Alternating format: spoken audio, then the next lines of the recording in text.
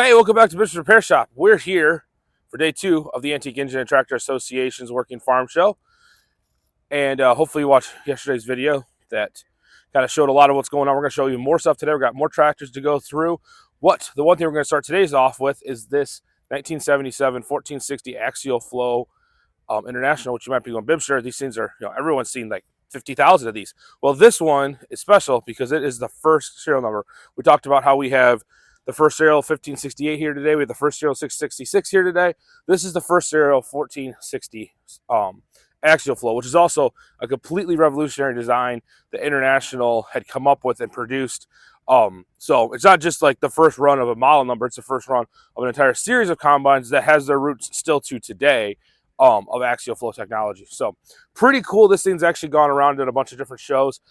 Still is used, I believe, on the family farm that was bought in early 80s. Was actually bought used, but either way, we'll walk around this machine, check it out, and then we're going to go check out some other stuff. We got some more field work. There's some equipment we didn't show yesterday in the field.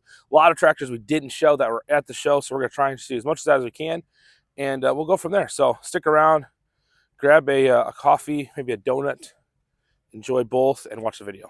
All right, we'll take a walk here around this unit. Like I said, still a working combine, so it's got some marks from usage, we'll say, as we go around it. But yeah, basically the axial flow, and again, it could be, I'm going to be pretty mistaken when I say this, was it how it threshed and how it processed the product, whatever you were trying to harvest.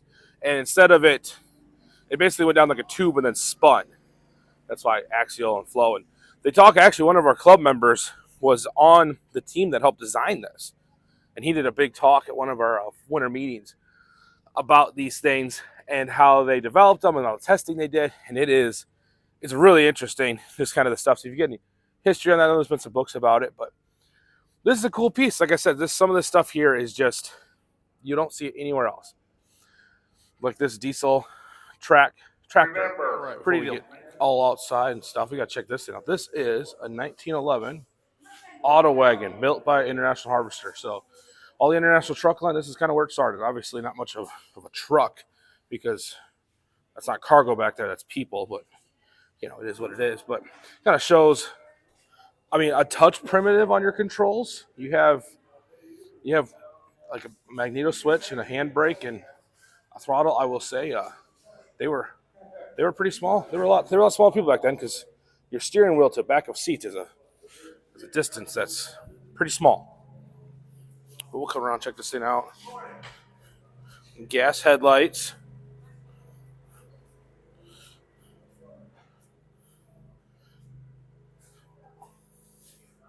But yeah, pretty cool old piece here. This is actually you probably saw it in the shop from yesterday's video, but we didn't get a chance to get around it and check it all out. It's out of Rock Falls.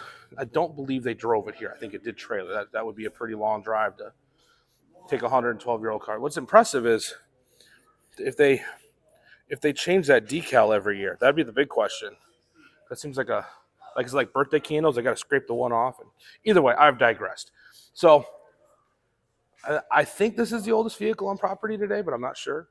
But we'll go and check out just here. Some ones that rolled in today. It's a little 37 F12. So it would have been the smallest of the tractors they were making at that time. Still pretty primitive on how that one ran. Right next to one of the most popular horses. The M, 1950. It was a later M. This one has a few Super M accoutrements with the live hydraulics here. Looks like a little bit extra thing, so this one's probably been updated a little bit. Little utility 350, W400. We talked about that before, so that would have been there. Once they went to the 400 series, they ditched the letters, but they still wanted distinctive as, was row crop or was it a standard? Or a Wheatland, maybe that's actually what that would have been. Got an M here, another H. We talked about after this year, after the 450s, when they went to going to a 6-cylinder, that 460 there. When that 460 right there was actually the last one to roll off the assembly line. Got a little H, another M here. Another, I believe it's an H because of the way it sits. There is a rare one. LP gas. high crop. So it runs on the Hank Hill fuel. It's one of 15 made. Extremely rare piece. Here's another LP, the W400, an 806. So in yesterday's video, we went that tractor on. We're going to go this way now. So we'll start things off with a little MTA. So those don't know, or super MTA. That means it has the torque amplifier on it. The first style that they did, and that would have been in that in that middle area where the hydraulic pump used to be. Power steering on this unit. Another 460, pretty clean little 460. Some more of the letter series here, little H. 350,000 these things rolled off the line. Another MTA, with straight pipe on it. Beautiful tractor. All right, we got some smaller, older ones. We got a little F12 here next to the F20. So the difference in the F20 still ran a planetary axle, so that's why you see that axle sit up so high. And then the F12, they were just doing a straight shaft axle, which is what they would eventually go to. So again, you can kind of see as they were designing, they designed the F20 before they designed the F12. Even though they came out, this one's actually newer, but they were kind of working on some newer designs. Super H here. Not nearly as the Super Series, not nearly as common as the regular series, so always need to see them out and about. 4166. So this was an international built, and it was not a center steer, it's actually a crab steer on it. 1466 manual front wheel assist. This was, now it's super common. This comes out of the Miller camp out of Dixon, Iowa. A 1468. Also out of the same Miller farms. They got quite a few tractors here. A high crop, 666. Still an original close there. Gold demonstrator, 1456.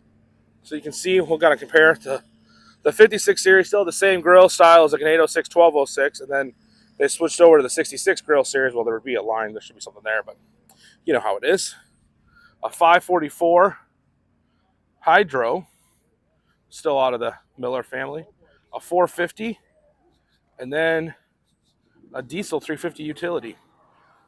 We'll keep removing and check out some more of the collection. You got some bigger IH trucks here. 89 International, 9300. International still kind of, they kept that grill style for a while, but we'll get to the old ones. And these are all owned by Phil Jordan, or Phil Jordan family, for the next few. This is their, get the year on the other side. It's international, we know that. 47 KB6. Stakeside truck. Owned by Phil Jordan out of Geneseo. It's going to be the next few. Absolutely gorgeous truck. We're going to walk around to the back side of it. I mean, just absolutely beautiful showpiece he's got here. All of his machines are, well, I mean, the backs of them look better than the fronts of any of my tractors, I'll tell you that much. We'll come around and see the rest of his 1206 that is just dressed just right. He's got the painted up front weights. And it's a 67 1206. Take a step back so we get the whole thing with the big straight pipe. Then move down to a 66 806 diesel. So obviously 806 was the little brother to the 12. 686 78. Also just as pretty as the other ones. A 54 Farmall 400, so first year for the Farmall 400. Again, this was your upgrade from your Super M. So it had all your Super M stuff. It had a TA, all that stuff. Speaking of a Super M, here's a Super MTA, a 54 model. So well, let's see here. This must be a really early 400 would be my guess. Another of Phil's tractors down here. Farmall 300. And then he's got the Super M down here. 53. Also good looking tractor. Now this is not actually his. This is Mike Bell's 1950. And it has actually a homemade 3-point. We'll go check that out. Also out of the Phil camp is this 1961 International Scout. This is actually owned by his daughter out of Michigan. They bring it down here for the show. Appreciate that. Let's check out this homemade 3-point we got back here. Oh, that is nice. It said that's got a pump from a Chevy. Oh, it's right here. So it's got your power steering pump right here. That just kind of, you know, they took the snips and snipped, and then gave her the screws, and we're good to go. We'll keep checking out. We'll go check out some non-international. Sure, we've all heard the story of the 3 little pigs. Well, this is the same thing with tractors. We have baby tractor, mama tractor, and daddy tractor. So what we got here is a Massey Ferguson 8-horse, which is why it was called 8. And again, Massey they kind of did that thing where they were making the tractors that look like it. They made their garden tractors look like it. So a farmer could have kind of the whole kit and caboodle together. These are all owned, I believe, by the same guy, Gary and Elaine Davison out of Geneseo, and they are gorgeous. This would have been Perkins powered, same Perkins motor that ran, updated version of it, that ran in the 1850s. Now we get into our prairie yellow is what they call these, I think, yes. So we have the NT clone. This is a pretty rare little one. We talked about this at our Minneapolis Mowing Show a couple years ago. We got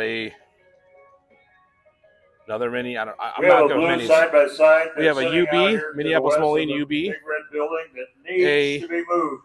A Minneapolis Mowing ZB again. It's probably, I'm guessing, because there was a Minneapolis Z, so maybe this is the updated Z. Again, not sure. You guys know if you know. 445 Minneapolis Moline. Here's the U. Surprisingly, not with big fat tires for tractor pulling. Yep, here's the Z. And so, well, let's look here, folks. Let's learn together. Z, notice your seating position. You're back behind the axle, just like how on a U. You're back and behind the axle. We come over here to the ZB.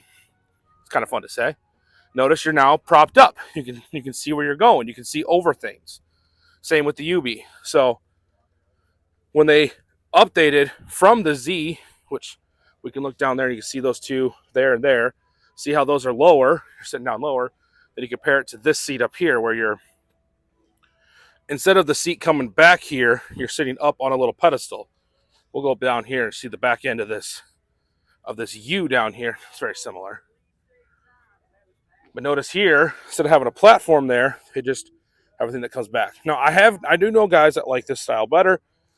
You know, your brakes are down there. You're kind of handing out the back end. You can hook up pretty easy. But that was a difference. So that was why they started that letter. We want to thank Minneapolis Mowing kept a ton of different updates. And any other equipment here's a little JT. So this is back when it was Minneapolis Mowing was still gray. Graham Bradley. These are catalog sold tractors, but pretty, it was that 30s futuristic styling. Everything was streamlined. Oliver kind of was doing it, obviously, but there's not much room there to put that belt on between the belt and your rear end. You can actually see it had a automotive style brakes on it. See how that kind of like how a semi is with it doesn't have an S cam, but it's close. And then here's a little D17 getting to our Alice's. Again, Alice's are feature tractor next year, an RC. I know even less about Alice's, folks, so we'll show them. You know what they are.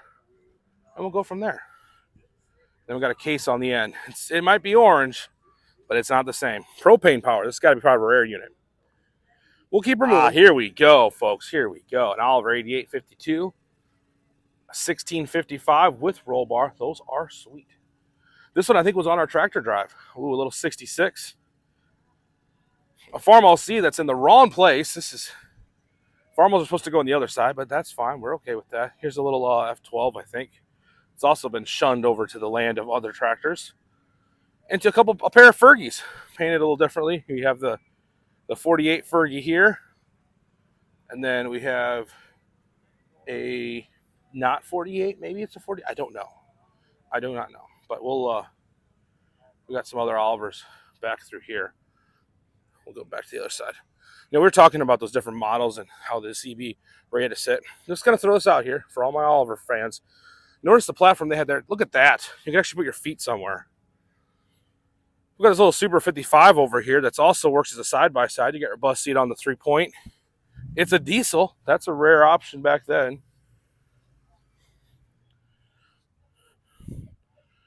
Pretty cool. And then we got a 730 diesel. And then a UB Special. Looks like it's been in the family since the by fourth generation. So pretty cool. It's been in the family that long. All right, we'll show off a little more orange here. It's going to be the feature in the 2024 show. This is WD diesel.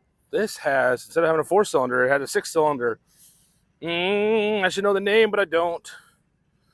I know my buddy Timmy Flegel would know. I think it's some funny name too, but if you know, you know. Another Alice here, a D15, a D12. That had to be the smallest. Alice's always were decisively small. They look small for what they were. A little D14, D10. I guess this would have been smaller because of the way numbers work. Here's a D17 with loader and an Alice mower behind it. Nice little setup. Speaking of Alice implements, got an Alice baler behind this D17.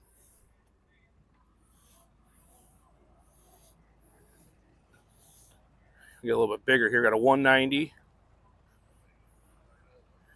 And then a D21. We saw a lot of these down in Rantoul. We actually got two here. We got an industrial, and we have the orange variety. You can see these things were certifiably tanks. Now these would have been series. These were Series 2. So Series 1s were not turboed. Series 2 did get the sniffer on them. And both these are Series 2 tractors. Now, one of our bigger tractors here is the Alice Chalmers W4305. So, still built by Alice, I think, before they were bought out. But big, you notice you got one there. And you got one there. Yep, big twin turbocharged machine here. Take a step back. We got to take a lot of steps back to get this whole thing in the frame. So yeah, I think this would have been probably the biggest tractor that Alice made before they got connected with Deutz. They started changing things up. But yeah, still big Alice Chalmers. Big diesel, big injection pump on it. That's the size of some small Kubota engines, I'm pretty sure. Probably flows more than that. We got a pile of John Deeres over there, but you've seen John Deeres at shows. Some more rare ones, like there's a pink A down there, so that's kind of fun. Big 830 diesel, big tank there. We got some stuff going on in the field. We'll go show you that.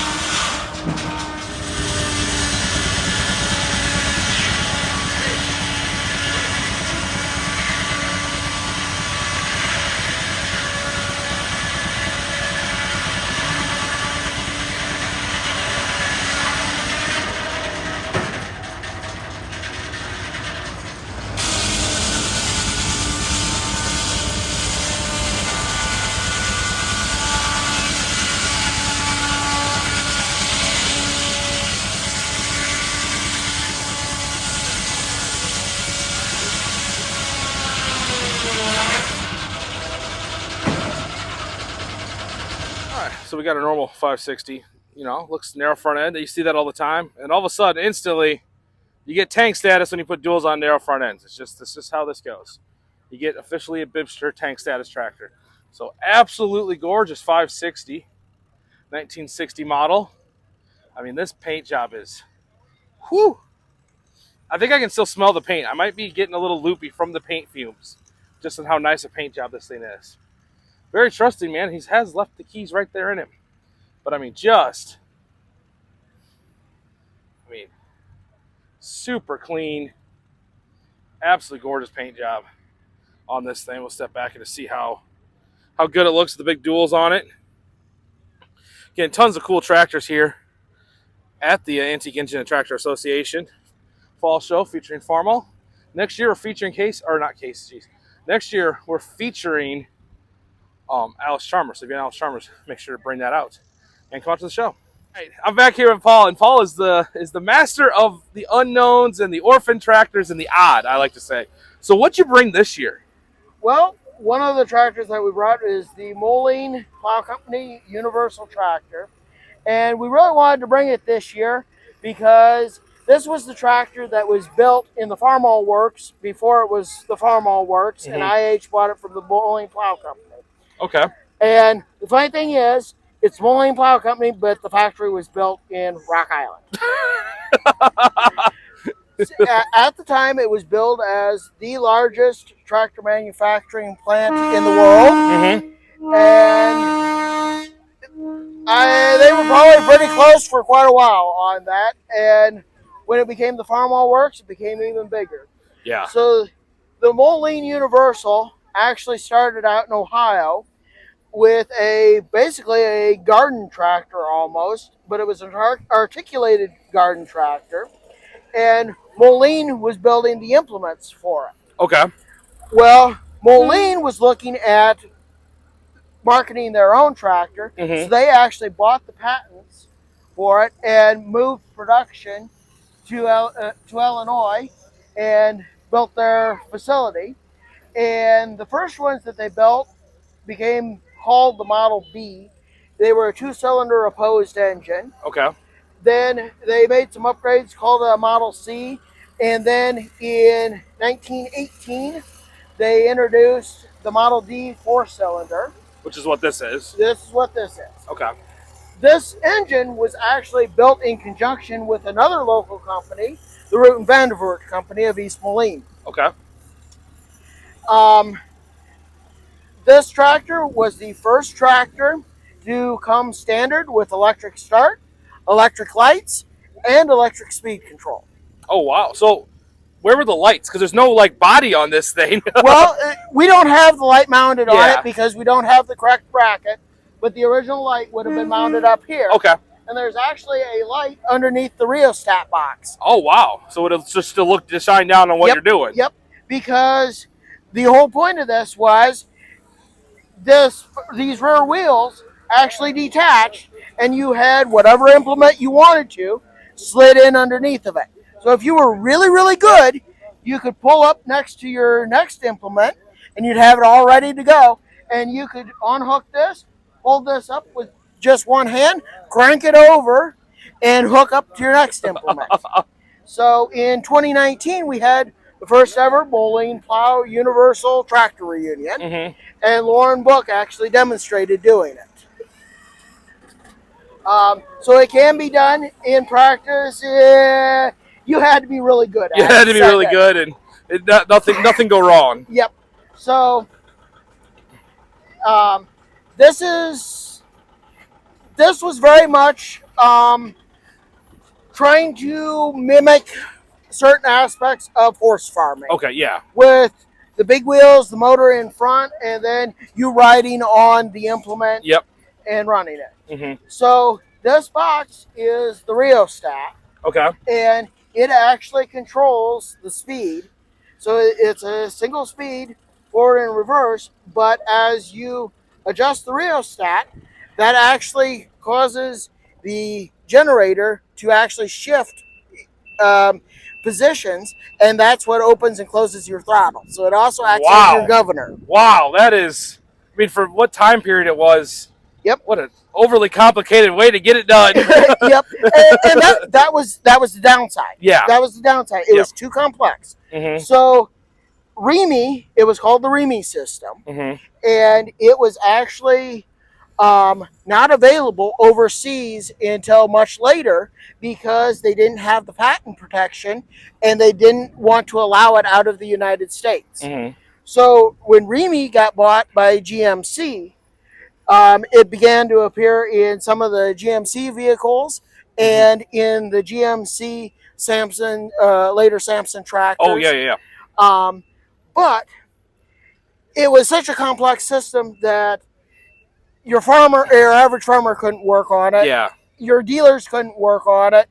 So REMI built a brand new facility in Chicago, and it basically almost bankrupted GM. Oh, wow. Wow. That, with the thought process on one of those, Yep. what would have history looked like if that box ruined GM? Yeah, that actually was a very real risk at the time.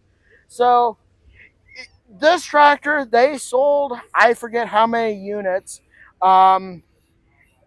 18,000, 14,000, Wow. somewhere in there. So, I mean, this was a mass-produced tractor. This was not a fly-by-night operation. But it was also a very dangerous tractor. Oh, yeah. I mean, you're there and wheels and... Well, actually, it was even more dangerous than that because if you pulled it into the barn at night and you had manure on the ground and the front wheels froze a little bit. Well, when you start up and you put that clutch in, you could end up slammed into the ceiling. Oh, yeah, because you would just go boop. Well, if you were also going downhill and you got just a little bit high centered, you could actually flip over.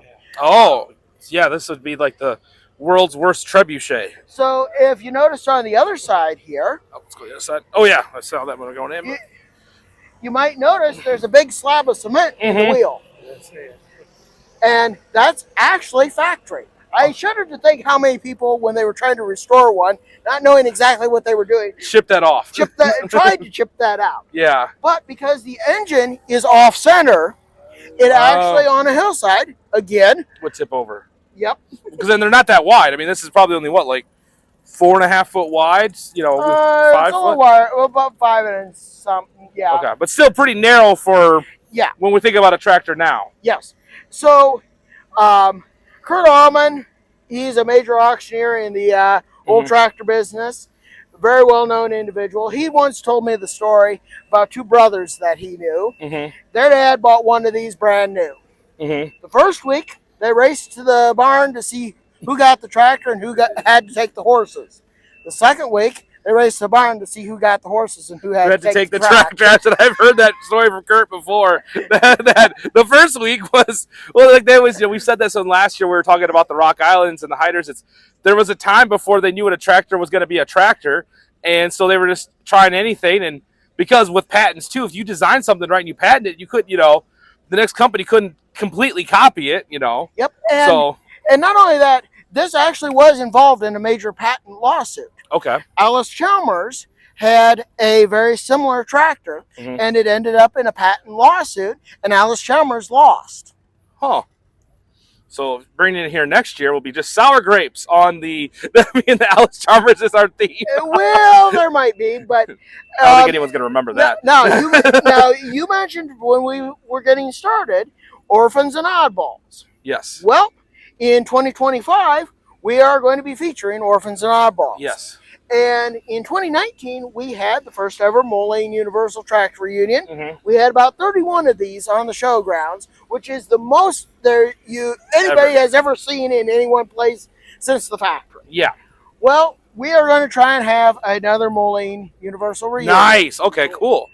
And this weekend, there's one out in Napanee, Indiana at the show. Otherwise, we would probably be out there, except we're here at this show. Yep. So hopefully we get a few of them for that show. We should have a really nice display of Moline Plow Company stuff again. My friends Lauren Book and Mike John have both expressed a lot of enthusiasm, it sounds like. So I think we're going to have a really good display of Moline Plow Company. And awesome. And also other oddballs and Oh, trust me, we Yeah. will have some interesting things. We're gonna actually come out to your place sometime as we're wrapping this up. We're gonna come out sometime, maybe this winter or next spring sometime. Come out to your place and kind of see the collection. I know you bring a lot of stuff to shows, but I know you got some gems that you keep back at the barn. Well, we've got a few things that haven't been out for various reasons. I keep telling Dad, we got to take stuff to the show to clean out the shed so that it doesn't get too buried. Yeah. Well, that's exciting. Like I said, we'll bring that on the channel. Paul, again, thanks for talking and giving us the history of the Moline Universal. So, yeah, look forward next year, Alice Chalmers. But 2025, it's oddballs and orphans all over again. Little orphan Annie tractors. So we'll keep her moving and keep moving, seeing some other stuff. These yet on the video, I thought we got to give the little cubs a little love. So nice display of cubs in different varieties. So here's where you're starting to get later on with they call those the low boys. So obviously, as you can see, you sat a lot lower than what you sat on what would have been like the Cub original. And these things had a ton of little attachments. Got a belly mower, we had a blade on the last one. This one's a 1949. This is not a Cub, that's actually an A. That'd have been like the next step up in size-wise. Cubs were a nice little garden tractor. You can see some more of the different types of attachments. There's a little one bottom plow on the back of this newer Farmall. It's a 1960, same name. So you can see there we got a 1949 and we got a 1960. So 11 years of difference. Some things were pretty similar. If you look at your motor stuff, they're both flatheads, but cosmetically they were pretty close. But they started kind of changing paint. Another one we saw was this I think this is an F20. I'm not 100% sure. IH guys will tell me, but it's original, and it is just one of those tractors you never want to touch. You just want to leave it exactly how it sat on steel. It's kind of cool. So this setup, okay, so look at the brake setup on this. Let's talk about this. So it had what a lot of tractors had, where essentially when you turned, see how that goes on the steering, then it goes back to the brakes. So if you turn really, really sharp, it would apply brakes to that side to help you turn. That's what those cables were for. Now, okay, and otherwise your brakes were, I believe, okay, there's your brake. That'd be your clutch. So this would have been your parking brake, or maybe this would have only been a handbrake. It looks like, yeah, would have just been that for your brake there. Then you could have locked it in. Yep, there was your brake. And that one, that side, what dude? Let's go for a walk here. Let's do a look. As we all learn together. Okay, I see. So it looks like it might be possibly missing on this side. Maybe not. If you guys know how that other brake on this side works, we'll go back over. I know you guys in the comments are probably going, BIBSTER, we got this figured out already. We've had this known for a while. It just didn't look like when I moved this lever, it didn't move that one. Very, very interesting. But, yeah, these ran a planetary. And we're still a pretty primitive tractor, I mean, there was your exhaust, just a little, bulge in it to help you stop it. Again, you talk about on the other ones, gas leaks so bad on these, and you want them leaking right onto your exhaust manifold, so you just put a little tray in there and it would trip out. Now there's something you don't see that often. There's something you notice too, your choke lever, because these were hand cranked, your choke lever went forward, so you could adjust and play with your choke while you were on the front of your tractor, not near the back of the tractor. So pretty cool piece. Like I said, we missed some Farmalls. I know we didn't get to show everything at the show, but we tried to show you as much as we could. Like I said, we'll get things starting to wrap up. You can see it looks like we might be getting wet here pretty soon. Okay. Well, all right. Well, folks, that is day 2 of the Antique Engine and Tractor Association show. So, yeah, we saw a lot of stuff. We didn't see everything. So, again, you need to come down here. Obviously, you're probably watching this on Sunday. The show happens today, and if you're not from around here, you're probably missing it. But you need to come next year. Again, Alice Chalmers will be our theme, so make sure to check it out. We'll do lots of coverage on that. And other than that, we'll check out the other videos. There'll be a playlist of all the videos from the weekend, the parades, yesterday's video, and like and subscribe. You know what to do. We'll see you on the next one. Bye.